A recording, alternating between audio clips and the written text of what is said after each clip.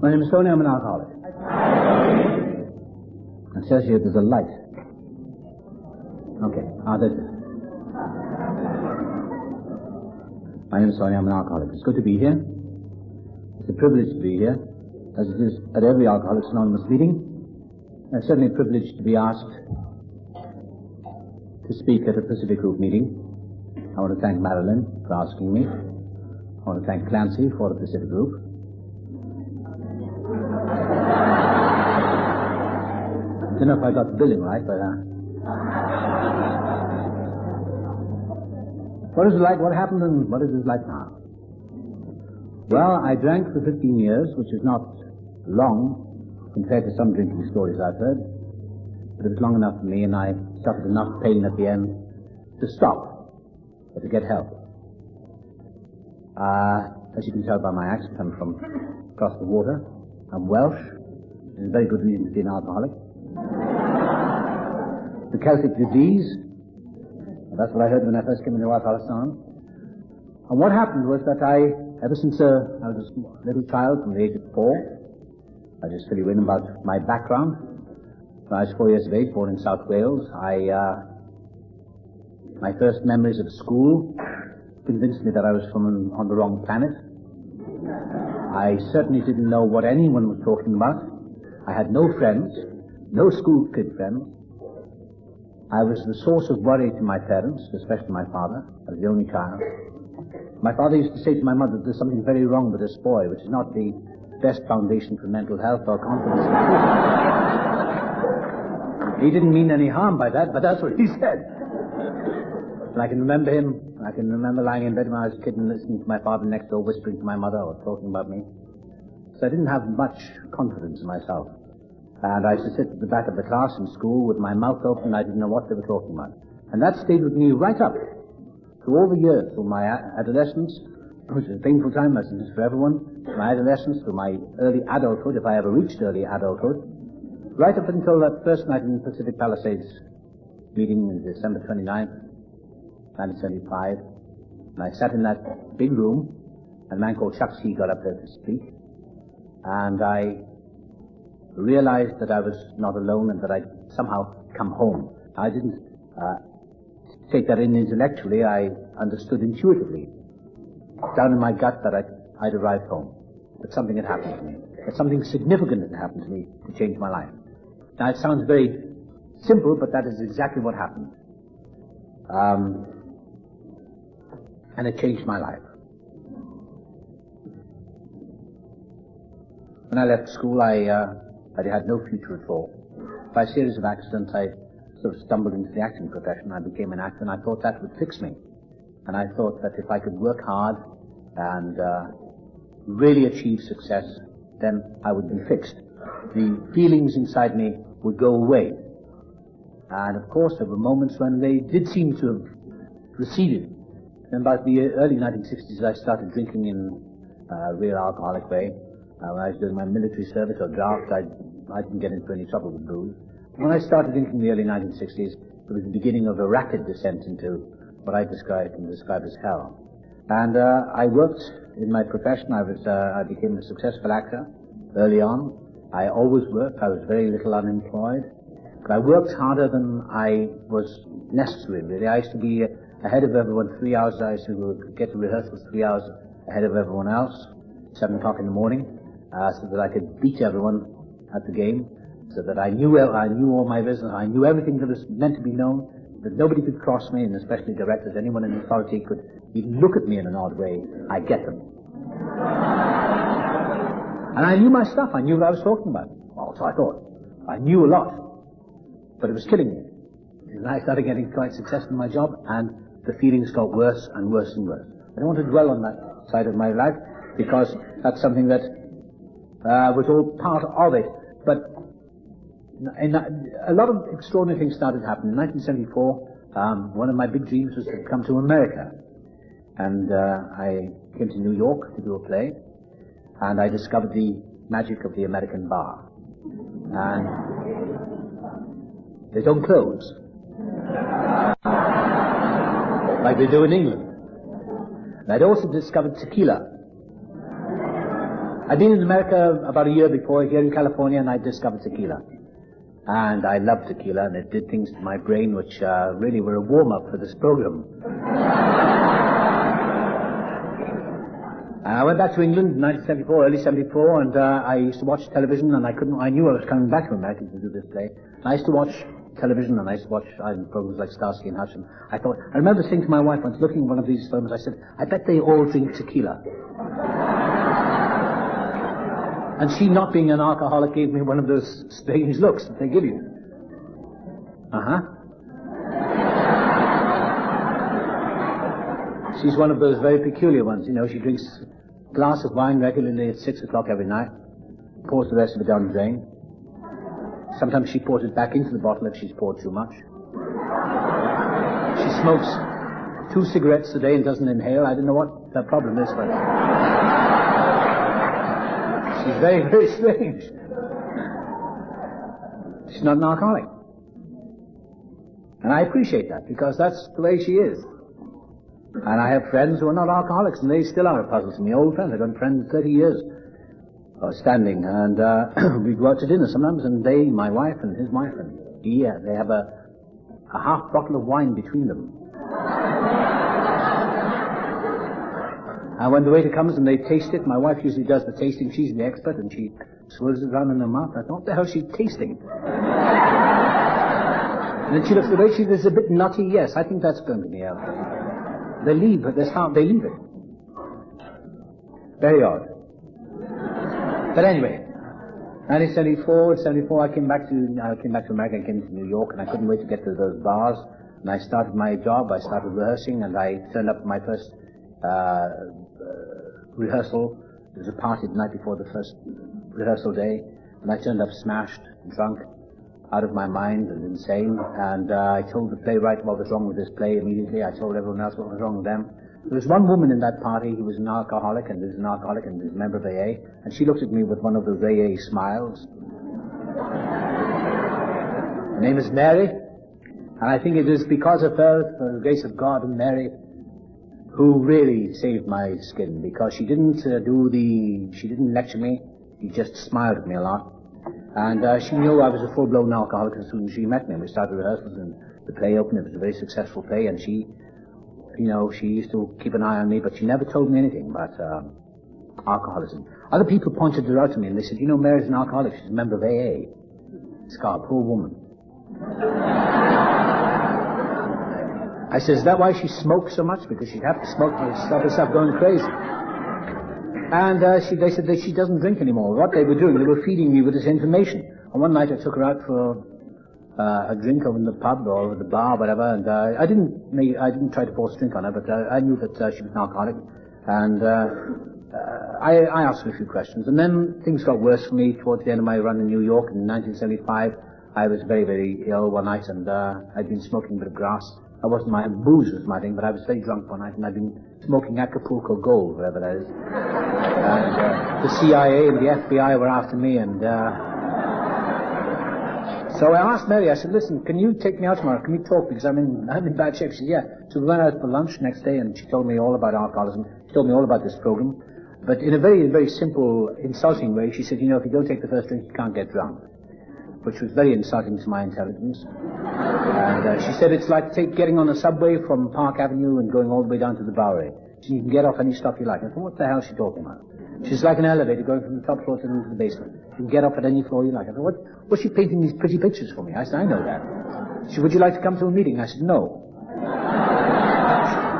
She said, okay. And she smiled at me. She said, well, maybe you're not an alcoholic. I said, I don't think I am. I've just got a problem with drinking.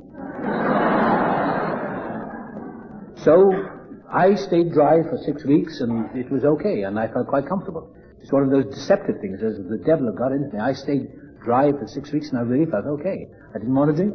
I used to go to the bar, drink gallons of tonic water and Diet Pepsi and all that stuff, but I felt all right. I had one scare. I'd been in the hospital in New York with a clot in my leg, because my lifestyle was getting to me, and the doctor said, you're going to die one day, you're going to die pretty soon. He said, how old are you? I said, I was 37 then. He said, well, you're going to die as soon as I don't think you'll make it until 40.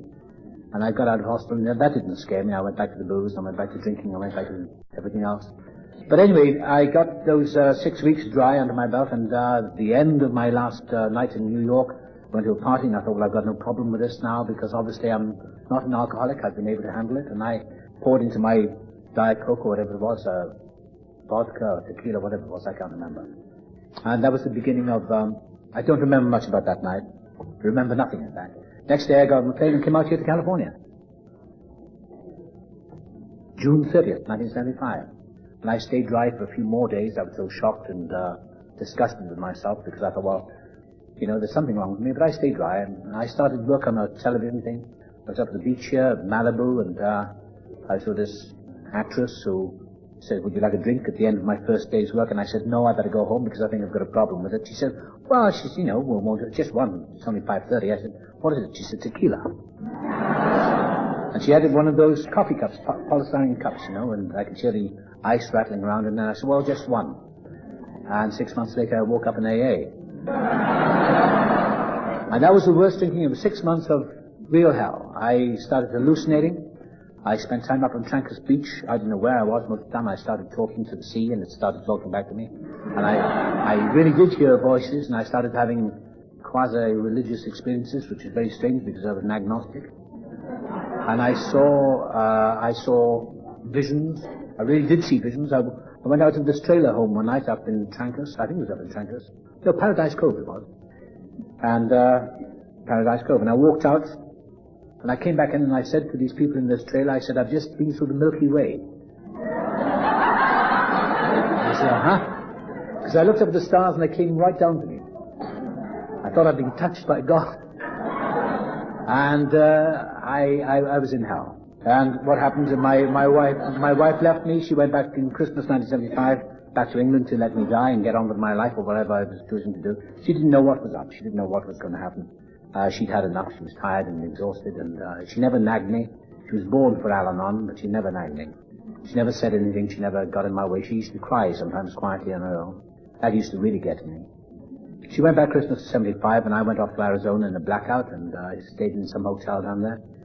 And I had visions of becoming country western singer, believe it or not. I sat in this bar listening to Tomty Hall singing Old Dogs Watered Melon Wine or whatever. Billie Holiday. Yeah, that was good stuff. Billie Holiday. I played this over and over in this bar, and these people would get fed up with me, and they threw me out of the bar, and I went up to my room, and it was a pretty dirty, lousy hotel, and I wrote on a piece of paper, I met myself in Phoenix, Arizona. I thought that would make a good country western song. And I put it on top of the wardrobe. It's probably still there. I ought to go back and see if it's still there. Because, in fact, that was the irony of that was that I did meet myself in Phoenix, Arizona. I came to terms with something.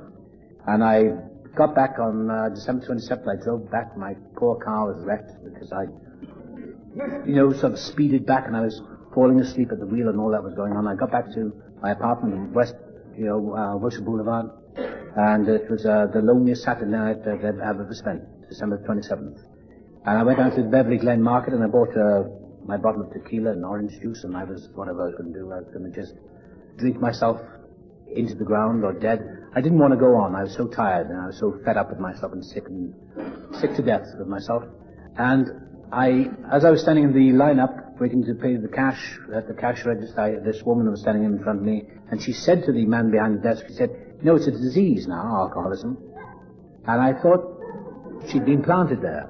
I didn't know who she was. She looked at my brown paper bag, the drunk alcoholics in the brown paper bag. She has a disease. They say it's progressive as well. I don't know who she was. But anyway, I got back to my apartment. It was the beginning of the end of everything. And I felt that loneliness that only an alcoholic, I don't know, maybe other people get that loneliness that I certainly felt was the loneliness of the alcoholic. That deep, gnawing, burning loneliness. And I looked across the square of the outside the apartment, and the shadows were getting longer. It was 5:30 in the afternoon, and I wanted to die, and I felt like dying, and I felt the saddest I've ever felt. I felt like all those country western songs. The phone rang, somebody invited me to a party up in Beverly Hills, and I went to this kind of nice house, I remember. I don't remember much about it, and I was under the piano most of the time, arguing with someone who later came to this program. And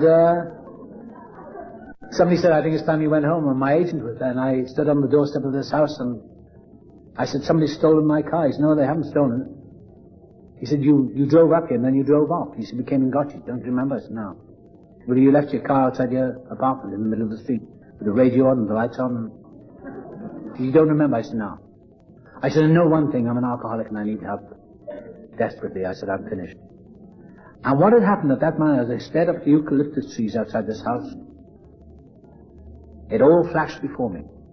Mary, New York, flashed before me. And the really thing that, like Nancy said in the first speaker, the car, the thing that really got to me, the thing that woke me up, was that I could have killed somebody. I didn't care in the end whether I was going to die or not. I couldn't care less. If I could have killed somebody, that was that deep shame that I could have actually killed somebody. I mean, the total madness of really driving blindfolded, you know, in the blackout. And I said to this fellow, I said, I'm an alcoholic and I need help. And he took me back to his house because something had happened, some little pilot light went on in my head. And I started to sober up from a lot of booze that night, from a lot of alcohol that night. I started to feel sober. My head started clear very rapidly. I went back to his house up in Benedict Canyon, and I sat there at his house. And he looked up the number in the book of AA, and I talked, and I said, it's over, I'm finished. And I said, I don't care anymore what happens to me. I said, I just want to get the heat off. I said, I really want to get this monkey off my back. And I was using those terms that I later heard in AA. I may have heard them somewhere else, but I talked about the monkey on my back. And he looked at me, he said, I don't know what you mean. I said, I can't stop drinking, and I've got to stop. So on the Sunday, I sat in my apartment thinking about AA and thinking about getting sober, which is very dangerous for an alcoholic to think too much. So I'm very fortunate to be alive and here tonight. However, I didn't drink that day, and next Monday morning I phoned up the Westwood Los Angeles office, which was on Westwood Boulevard, the Western office, and an elderly lady answered the phone. Her name was Dorothy, and I said, my name is Tony, I'm an alcoholic, and I need help. She said, good. I said, do you want somebody to come around and see you? I said, no, I didn't want anyone in a dirty raincoat coming around to see me. A bottle and the Bible. So I drove my car into Westwood and I parked it down by down over those old railroad tracks that used to be there. And as I was walking across, I thought, well, maybe I'm making too much of a big deal of this alcoholism. You know, I'm an actor. I'm dramatizing my life too much. You know, calm down. And this other voice that went on simultaneously in my head said, just get your ass to that meeting and do something for yourself for once in your life. Just move now. It's a big, deep voice, like something out of a radio show. And I walked up the street and I found the office and I walked up the stairs. I believe the office is moved now, but I walked up the stairs and I walked into this room and there was this elderly lady called Dorothy. And she was everything I needed to meet at that moment, and the office wasn't what I expected. I expected to see people lying on the floor with 6 days of growth on their chins and like Weary Willie, you know. I expected in AA, I thought people would all hold hands together and you say, you can go out and drink on Thursday and then we'll come out with you and we can drink on Thursday. And you know, that's how I thought it worked. I didn't know what it was. I had no idea that there was the beginning of a whole change in my life. And so I sat in this room and Dorothy talked to me and she said, I said, I'm finished, I'm beaten and I feel terrible. She said, that's good. I said, I feel awful. She said, that's wonderful. I said, I can't go on. She said, that's wonderful. When I looked into her face, I thought, she's either crazy or she's probably a Salvation Army woman that's going to bring out the tambourines. I didn't know what it was, but I didn't care. And I said, what do I do? She said, well, you go to a meeting tonight. And she told me that she was there because her husband had nearly died and he was in the motion pictures business and AA had saved his life. And she wasn't actually a member of AA herself. She was just there looking after the poems because she wanted to pay tribute to AA and because of her husband. She wasn't allowed to stay on in the office, unfortunately, as the years went by. But she was so grateful to Alcoholics Anonymous for what it had done for her family and for her life and for her husband. And I stood up to go and she said, somebody will come and get you tonight, give me your phone number. And as I stood up, I knew she was going to zap me with the bad word, God. But I knew it and I wanted it to do something because I wanted something. I wanted some help. I wanted some power to come into my life. I knew that much. I didn't know anything up here, but I knew something had to come into me to help me, or something had to come out of me to help me. And she said, why didn't you just come home and rest and trust in God? And something welled up in me and I knew it was over. The jig was up and I just grabbed her and I hugged her and I didn't like touching people at all. I didn't like anyone coming near me. And I felt very emotional, and I got out on the street, and as I was walking back to my car, the most remarkable thing happened. And it lasted a couple of seconds, I can't remember, but I remember the details of it. A big voice said, "It's all over, now you can start living. And don't forget one moment of it, because it's all been for a purpose. Now get on with your life." And I think I know what that was. I have no theories about it, but it was the presence of a power, God. I don't understand it to this day, but I believe, and I've tried to figure it out, that it was the best part of myself, the very foundation of my being. That came out of me, and was part of the essence of life that is in all of us. I'm no theologian, so I can't explain that. But what happened at that moment was that the craving for alcohol left me at that moment, about 11 o'clock in the morning, December 29th, 1975. It's never come back. So a miracle was at work in my life from that moment on. So much so that I called into a Catholic church in Ohio Street. And I saw a priest walking from the church back to his office. I said, "Can I talk to you, Mum?" He said, "Yeah, sure, come on." I said, "I've just found God." He said, "Congratulations." And he said, "Well, something's happened." He said, "I don't know what it is. What happened?" I said, "I'm an alcoholic and I've just joined AA, I think." He said, "Well, that's great." I said, "Is it religious?" He said, "Well, if you found God, you shouldn't have any problem with that, whether they're religious or not." I said, "Well, something's happened." He said, "Well, that's good." He said, "You've been had by God." I said, "What do you mean?" He said, "Well, you've been had by God." He said, "You've been surrendered somehow." He said, "Like being seduced. It's like being had in sexual terms." I said, "Really?" I looked at him, he had that little kind of collar on. I said, "Really?" He said, "Yep." He said, "That's what it was." He said, "But no," he said, "AA is a great organization." He said, "I know a little about it." He said, "But you just do what they tell you." And I got back to my apartment, and later that afternoon, I poured beer or whatever it was I had in the fridge. I poured it away. That afternoon, the phone rang, and later that morning, the phone rang, and somebody called Don phone. He said, "My name is Don. I'm an alcoholic. Is that Tony?" I said, "Yeah."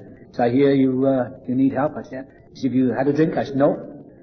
He said, "Because we're devious sons of bitches, all of us." And he put the phone down. He said, "I can't take you to meet somebody else." And about an hour later, somebody else phoned called George. George C. I'll never forget it. "My name is George. I'm an alcoholic. And your name is Tony?" I said, "Yeah." He said, "I think I'm an alcoholic." He said, "Good. I'm going to pick you up. What's your address?" I told him. He said, "Good. I'll pick you up at 6:30 and put the phone down."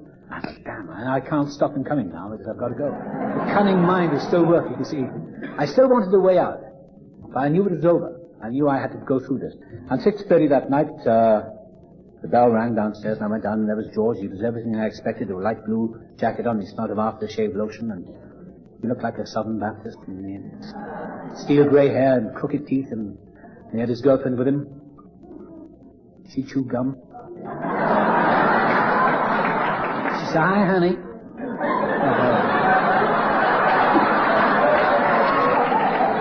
I sat in the back of their car. I thought, "God, I'm in with the loonies now, the moonies."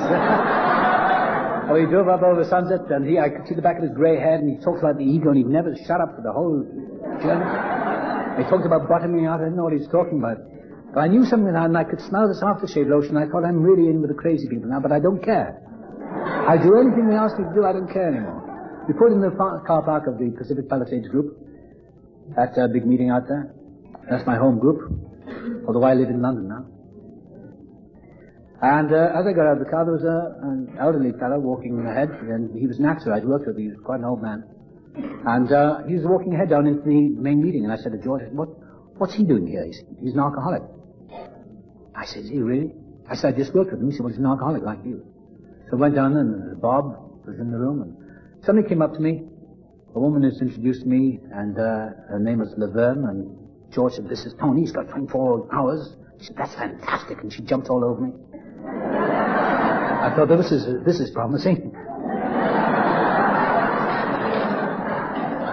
Bob came outside, Tony. He said, "We worked together last year for one day on the publicity thing." I said, he said, "Come on, I said, what are you doing?" He said, "I'm an alcoholic." I said, "Oh." I said, "I think I am." He said, "Good."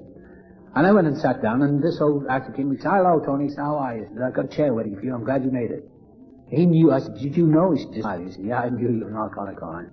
And I sat there, and the first speaker was this Dr. Don from Palos Verdes, and he looked like everything I dreamed of from the Lost Weekend. He had lank black hair, and his face looked like he'd been walked into a truck. "His name is Don, and I'm an alcoholic." I thought, there's a real alcoholic. Yeah, and I'd always loved the word alcoholic. I was in a play, a television play some years ago, before I stopped drinking, my last year before I stopped drinking, and I actually said this thing, and I said, I'm an alcoholic in this play. And I said to the director of this play, I said, that's a great word, alcoholic, I'm an alcoholic. And I was saying it in this play. I think that 12-stepped me about 18 months later. Because I looked at this guy, I thought, there he is, this is the man. He talked about his car being alcoholic. He only had one headlamp, and and only one windshield wiper. He talked about drinking vodka or whiskey out of his ski poles. I thought these people are crazy. And then we had a coffee break, and the next guy got up was a man called Chuck C. And he was amazing. And he said, my name's Chuck, I'm an alcoholic. And he said, by the grace of God, I'll have 30 years sober this January. I thought, he must be suffering from brain damage. How could anyone have 30 years? But what happened that night was that I sat between Bob and George, and a whole education came to me in a flash. They talk about near-death experiences. Well, I think maybe this is what I was going through in another form. Because I don't know how, because I'm no intellectual giant. I'm no intellect at all. I'm not too smart. But something happened to me. Something rushed through my head. Something rushed into my consciousness which told me everything I needed to know for those moments. And really saved my life. Because I realized that everything I'd been looking for had come to me. It had come home. And I don't know how I grasped that. I'm only glad I did.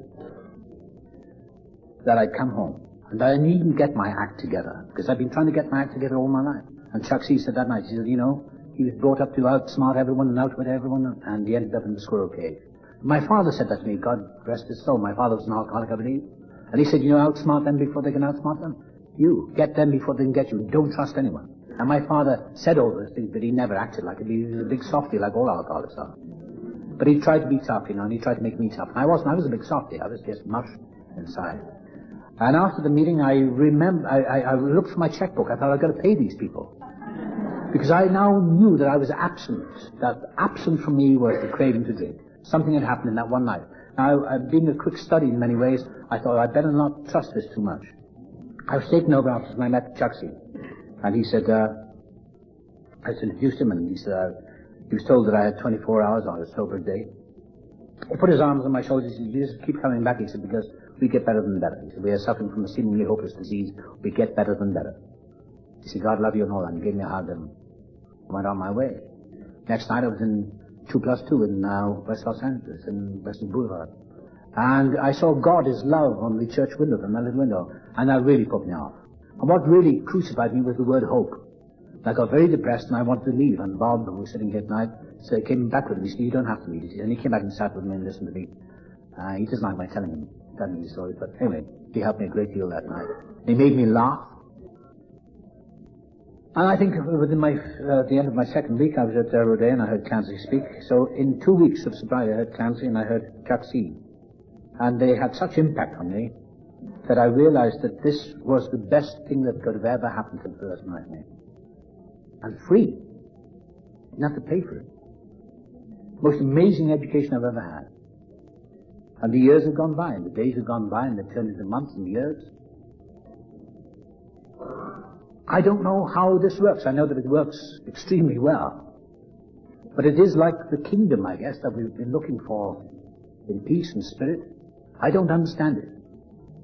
Because what I've put into this program and into this life is nothing compared to what I've got back. I've been given in abundance. And these last few years, it's like something has slipped away from me. Like, I keep thinking of those rocket ships that go off, and they jettison parts of themselves as they escape the Earth's orbit. It's like parts of some kind of ballast keep slipping away. And I feel lighter. And I don't understand it. I don't have to strain for it. I go to meetings and I hope I'm helpful. I hope I carry the message in my imperfect way. I'm in a profession where there's a lot of competition, there's a lot of drinking, a lot of drugs are taken. But I'm having the best time of my life. I'm having the very best time of my life. And I cannot take credit for it. I feel like I cannot take credit for it. Somebody said the other day, you should. I said, well, maybe. But I got here because I had nowhere else to go. What's that green light for? Is that it?